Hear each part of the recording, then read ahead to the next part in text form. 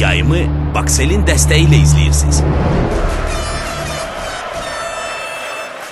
FİFA-nın birinci vitse-prezidenti Valentin Granatkinin xatirəsinə həsr olunmuş 27-ci ənənəvi beynəlxalq turnirdə 1997-ci il təvəllüdlü futbolçulardan ibarət Azərbaycan yığması ikinci oyununu keçirib. Rusiya 2 komandası ilə qarşılaşan yığmamız 4-2 hesabı ilə qələbə qazanıb. Futbolçularımızdan İlkin Sadıqov dubl edib. Hərəyə bir dəfə Elnur Cəfərov və Mahir Mədətov fərqlənib. Beləliklə yığmamız qrup mərhələsini birinci yerdə başa vurub.